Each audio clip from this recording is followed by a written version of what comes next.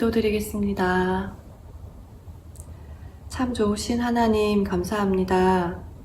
오늘도 새 하루를 주시고 새 힘을 주시어서 우리가 예배 자리에 나오게 하시니 감사합니다. 햇볕과 꽃의 향과 바람의 움직임으로 계절의 변화를 몸소 알아가게 하시고 주님의 창조 세계를 마음으로 받아들이게 하시니 감사드립니다.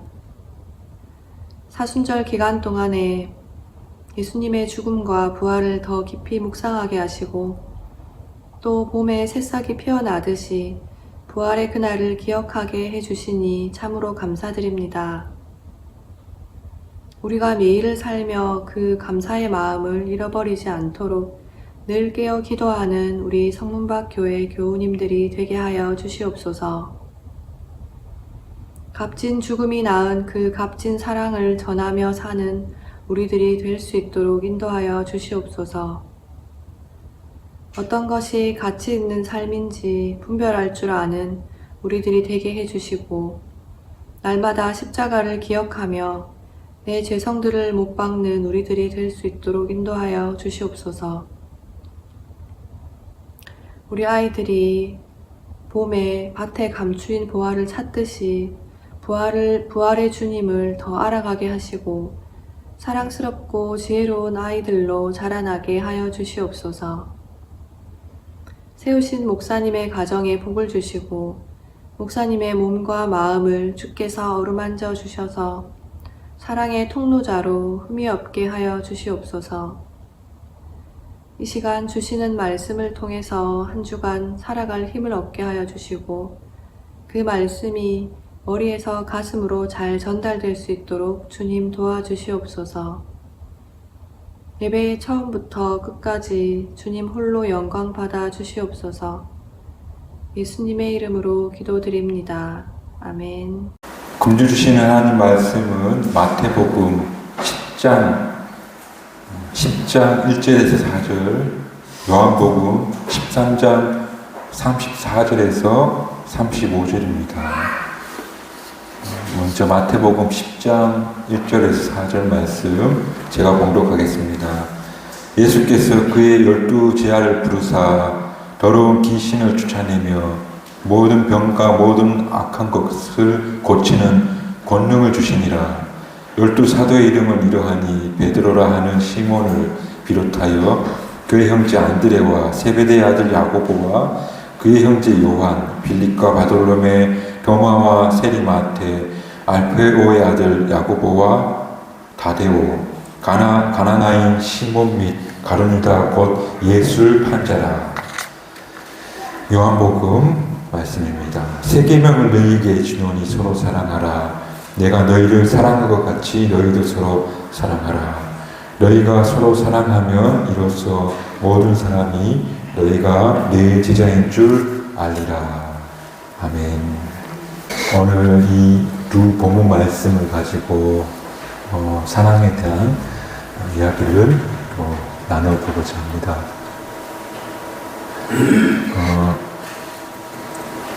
마태복음에 예수님 제자들 명단이 나와 있는데 그 명단을 보니까 대단히 다양한 사람들로 구성되어 있다는 것을 확인할 수 있습니다. 우선 갈릴리 바닷가에서 어부를 하고 있는 베드로와 그 형제 안드레, 그리고 또 어부가 있는데 야고보와 요한, 이 네 분이 보이지 않는 어부였습니다. 어부긴 한데 베드로와 안드레는 그냥 어부였습니다. 다른 야고보와 요한 같은 경우에는 자기 배가 있는 부유한 어부였습니다. 베드로와 안드레는 가난한 어부였다면 자기 모든 배와 일꾼들을 버리고 예수님을 쫓았다고 하는 걸 보았을 때 세베대의 아들들 요한과 야고보와 요한은 부유한 선주였다.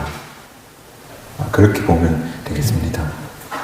또 그 다음 나오는 빌립이라는 분은 헬라 이름이 됩니다. 헬라권에서 교육을 받고 또 예수님을 믿은 그런 분이다. 그렇게 보면 되겠습니다. 또 바돌로메라고 하는 분은 성서학자들이 이분이 원래 본명은 나다나엘일 것이다.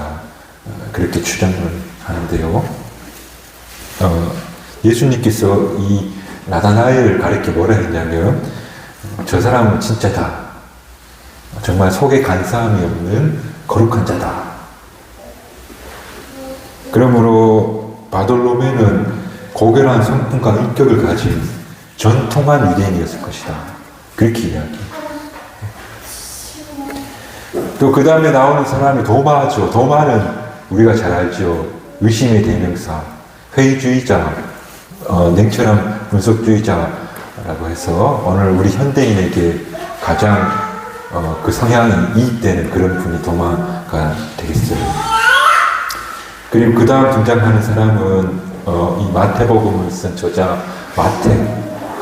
근데 독특한 건 당시 로마에게 세금을 걷어들이는 동족의 피를 빨아먹는다는 죄인 중에 죄인이 세리인데 자신을 세리 마태다 그렇게 소개하고 있어요. 아마도 이런 나 같은 사람도 예수님을 믿어서 변화되었다는 것을 이야기하고자 자기 직업을 적은 거겠죠. 이처럼 모든 사람들에게 나쁜 사람으로 취급받았던 세리 마태가 예수님의 제자 명단에 들어가 있고 또 그 다음에 알페오의 아들 야고보 야고보와 요한 어부가 있었는데 동명이인인 거예요. 근데 성경 언어에서는 작은 알페오라고 앞에 작다는 표현이 들어가 있어요. 그래서 키가 작은 왜소한 야고보라기보다 장애가 있는 걸로 추정돼요. 그래서 이 야고보는 몸이 안 좋은 제자 야고보다.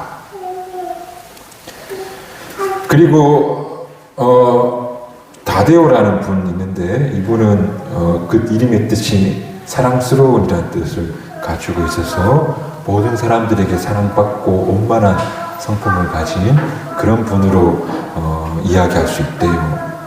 또 가나나인 시몬, 가나나인이라는 뜻은 헬라어로 그 젤롯이라는 의미를 가지고 있대요. 그러니까 우리식으로 따지면 열심당원, 가슴에 늘 칼을 품고 다니면서 이스라엘을 압제한 로마 군인들을 살해하려는 의도를 가지고 사는 그 이스라엘 해방을 꿈꾸고 있는 사람들, 그런 사람이 바로 가나나인 혹은 젤롯당 열심당원이다. 그런 이도 예수님의 제자였다. 그렇게 말하고 있대요. 가룟유다도 마찬가지예요. 가롯이라는 단어의 로마식 표기인데 이것도 민족의 해방을 꿈꾸는 테러리스트. 테러리스트가 아니죠. 독립 그 운동을 하시는 그런 분으로 보면 되겠죠. 근데 좀 가격한. 그러면서 가룟유다는 예수님을 판 자고 그리고 수에 능했고 성경에도 여러 번 여행 갈 때 가방을 손에 댄 그런 손버릇이 나쁜 그런 사람이 가룟유다였다. 예수님 제자들이 12명 사도로 불렀는데 참 다양한 사람이구나. 가난한 어부, 부유한 어부, 헬라 문화에서 교육받은 사람, 또 그 영혼이 고결하고 간사함이 없고, 또 어떤 일은 행동에 옮기는 그런 행동주의자, 또 생각하고 사색하고 의심하고 곱씹어 생각하는 관념주의자, 또 로마의 하수인도 있고, 또 로마를 무력으로 정복하려고 하는 그런 열렬지휘자들, 이처럼 참 어울리지 않은 함께 앉아있기도 거북한 사람들, 그런 사람 10교를 오늘 예수님께서 마태복음 10장 1절에 뭐라 하시냐면 그런 이들을 부르셨다. 이 부르셨다는 말은 어떤 목적을 가지고 소집했다 하는 그런 말이에요. 특별한 목적을 가지고 12명의 사람을 소집했는데 왜 예수님은 이렇게 다양한 사람들을 소집한 것일까? 그런 의문이 생기죠.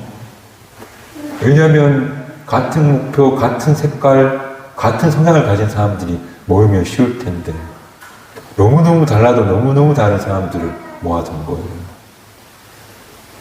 당시 파가 있잖아요.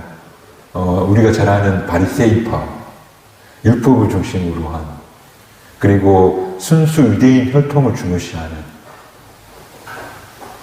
그렇게 한 파를 만들 수도 있었을 텐데, 혹은 사두개파는 성전을 중심으로 해서 외세에 의존적이고, 그리고 외세의 우두머리와 결탁해서 그 나라의 좋은 위치를 선접하는 그런 파. 그리고 우리가 잘 아는 앞서 말했던 열심당원, 로마와 늘 싸울 준비하고 막 그 폭력으로 해결하려고 하는 그런 유대 긍휼주의자들. 그리고 에스네파도 있었거든요. 광야에 들어가서 운동생활하면서 기도하는 사람들. 그런 분들이 모인 게 에스네파예요. 예수님은 왜 저마다 색깔이 분명하지 않은 자기 특색을 가진 사람들을 모으셨을까? 정말 서로 쳐다보고 있는 것만으로도 거북한 그런 사람들을 모으신 거예요.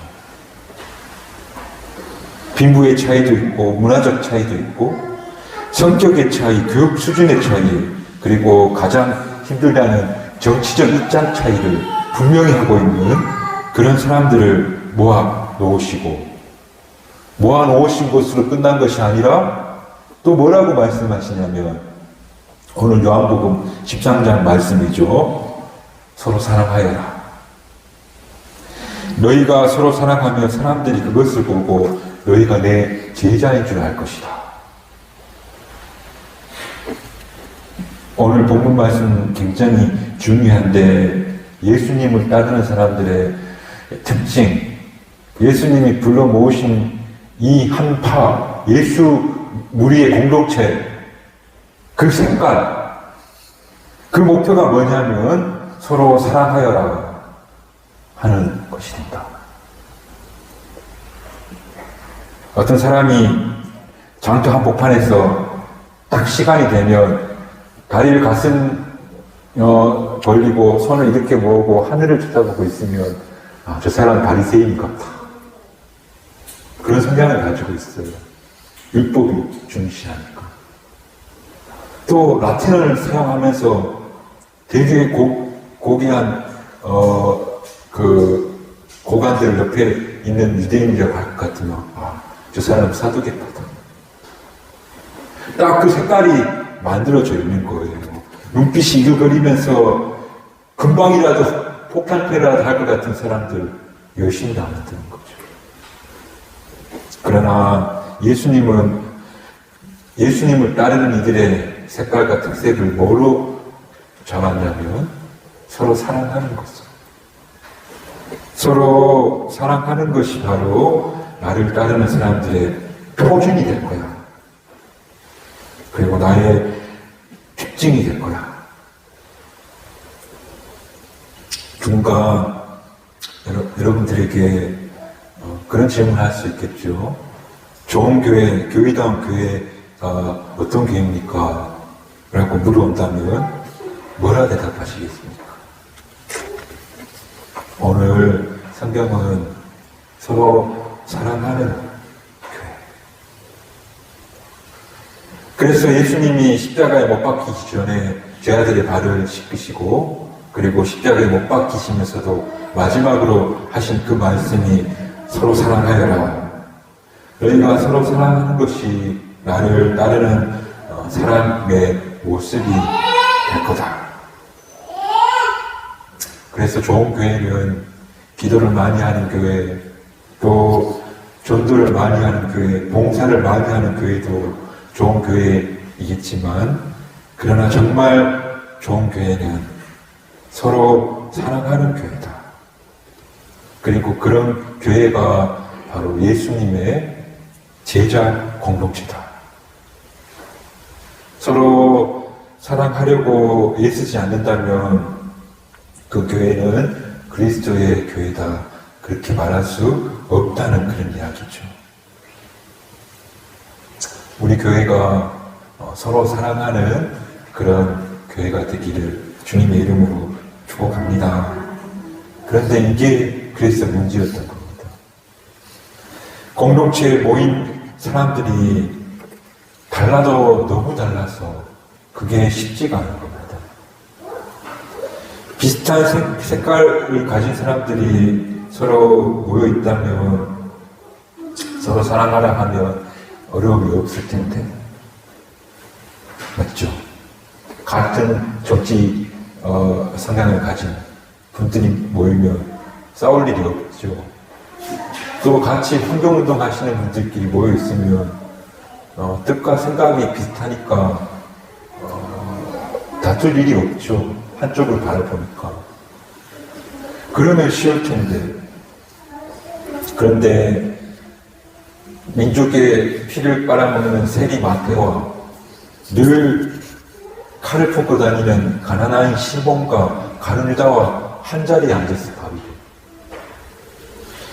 고결한 품위를 가진 바돌로메와 남의 물건을 습작하는 그 결국 예수님을 판 가룟유다와 함께 거니고,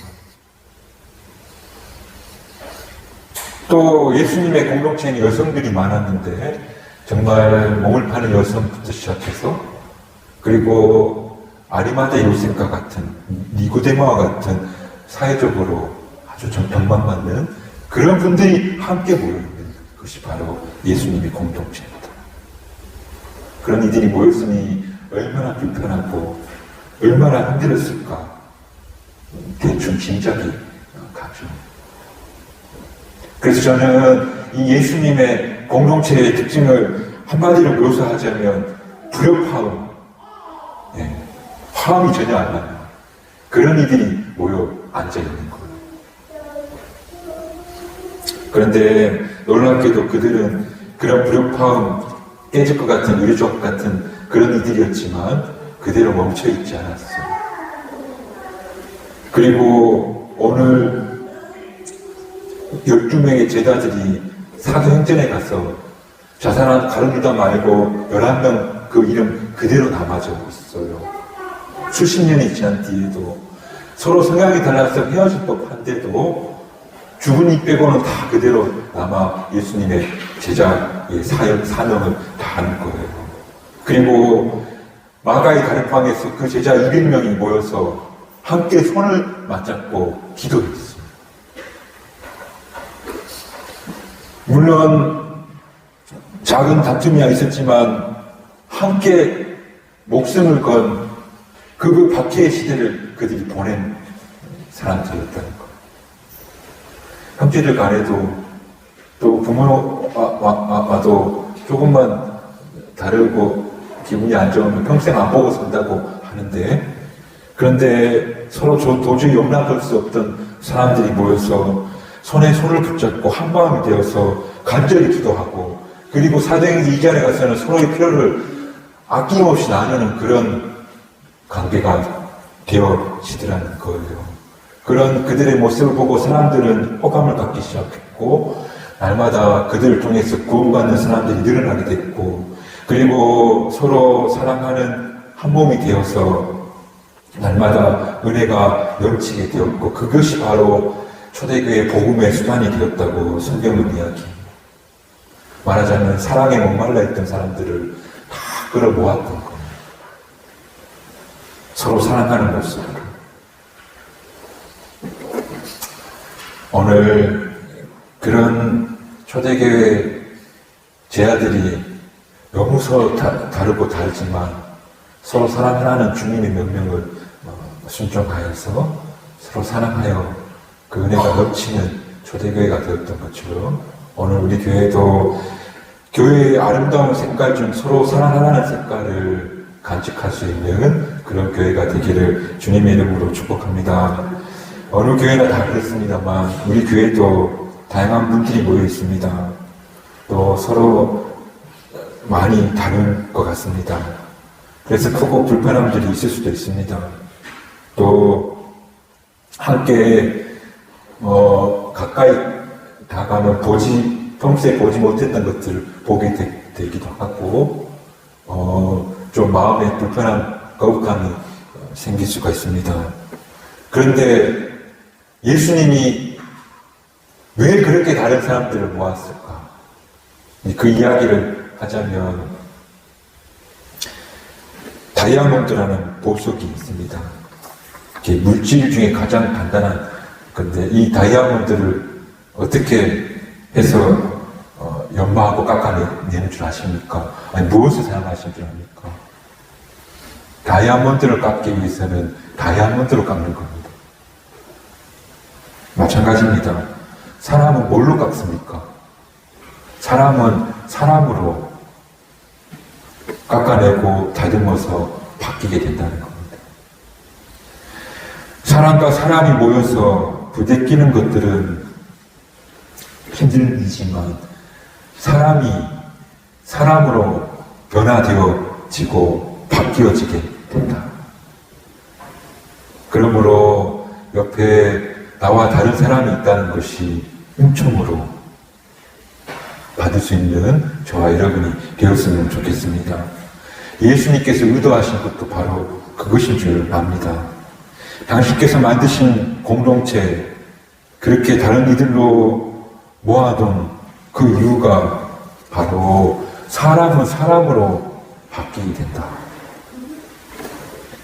그리고 서로 사랑하라는 이 주님의 말씀을 외면하지 않고 그리고 그걸 마음에 담고 모두가 다 사랑받고자 하는 갈망이 욕구가 있지 하는 것을 이해하고 성격이 다르고 색깔이 다르다고 선 끊지 말고 서로 사랑하게 될 때에 우리는 더 나은 사람으로 정말 사랑의 사람으로 바뀌어지게 된다는 사실을 기억하는 저와 여러분이 되시기를 주님의 이름으로 축복합니다.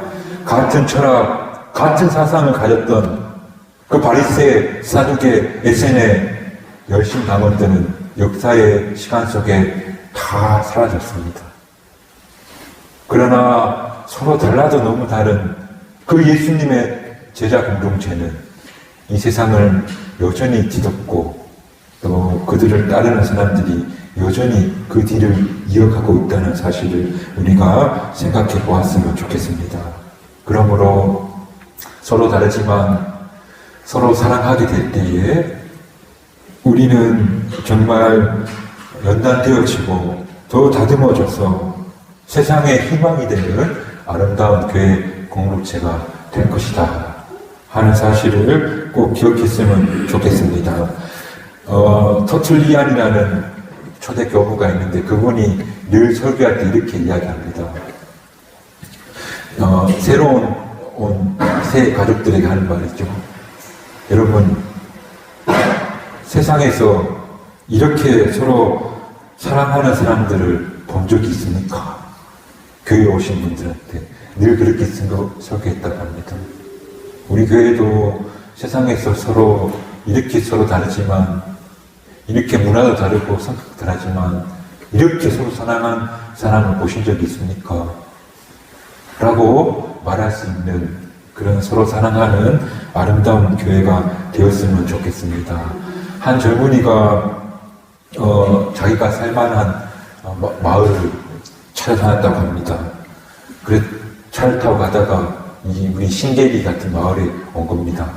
농사를 짓고 있는 한 어르신한테 묻습니다.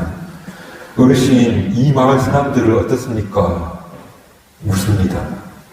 그때 노인이 젊은이를 많이 쳐다보면서 뭐라고 묻냐면 자네가 이전에 살던 마을은 어땠는가? 그렇게 묻는 겁니다. 그랬더니 젊은이가 뭐라고 말했냐면, 그 마을 사람들은 다 별로고 고생만 진탕했습니다. 그랬다고 합니다. 그랬더니 어르신이 하는 말이, 이 마을도 그렇네. 그랬답니다. 이 마을도 그렇네. 그랬다고 합니다. 무슨 말씀인지 이해하시겠습니까? 네 마음이 다 별로네. 이렇게 품고 만나면 그 사람들은 다 그렇다는 겁니다. 그러나 반대로 내가 이 마을에 가서 그 사람들을 사랑해야지 하고 그런 마음 품고 그 마을의 자리를 잡기 시작하면 그 마을은 사랑의 마을이 된다는 겁니다. 오늘 12 아들이 그렇게 서로 다르지만 불편한 마음으로 함께 모였지만 그러나 서로 사랑하는 말씀을 그들 마음에 심고 그래서 서로의 차이를 넘어서고 또 서로를 위해서 다르지만 기도해주고 또 먼저 손을 내미는 그런 마음을 그랬더니 사람이 사람으로 바뀌어지는 연단되어지고 다듬어지고 고귀해지는 사람으로 바뀌게 되었더라. 그리고 그렇게 바뀌어진 사랑의 사람들이 여기 이렇게 모였더니 세상 가운데 상처받고 슬픔 많은 사람들이 와서 위로받고 그리고 사랑받는 그런 교회가 되었더라. 바로 그런 교회가 우리 경주 성박교회 교회가 되고 그리고 밖에서 누가 봐도 우리 교회의 색깔은 서로 사랑하는 교회의 색깔. 새 계명을 너희에게 주노니 서로 사랑하는 그 계명을 지켜 행하는 그런 교회. 그런 아름다운 예수님의 제자 공동체가 되기를 주님의 이름으로 축복합니다. 기도하겠습니다. 잘한다. 그래, 계속 그렇게. 잘한다.